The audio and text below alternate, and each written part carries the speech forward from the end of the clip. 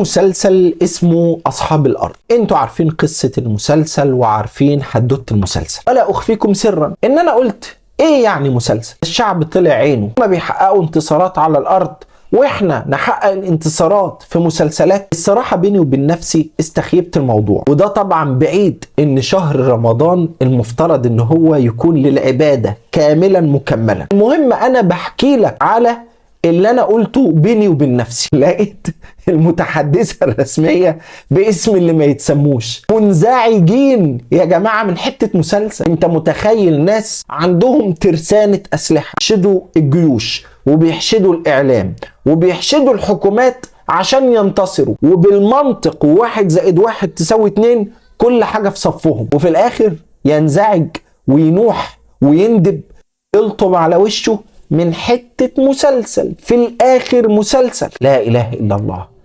ما أضعف أهل الباطل وما أقوى أهل الحق. صاحب الباطل عارف إنه على باطل، صاحب الباطل يهتز من أقل شيء. أنت متخيل إن مسلسل متضايقين منه وعامل فيهم كده. صدق الله عز وجل إذ قال: وكان حقا علينا نصر المؤمنين.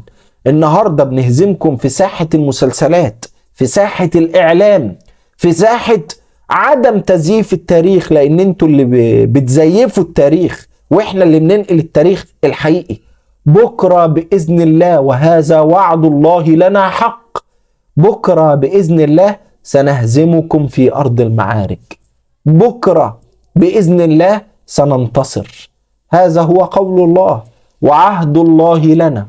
قال الله عز وجل: وكان حقا علينا نصر المؤمنين.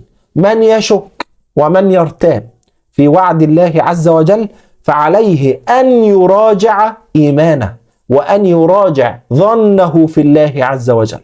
الله عز وجل قال: أنا عند ظن عبدي بي ونحن مؤمنون ونظن بالله عز وجل كل الخير. نظن أن الله عز وجل سينصر من ينصره، فالله عز وجل ينتظر منا أن ننصره لينصرنا.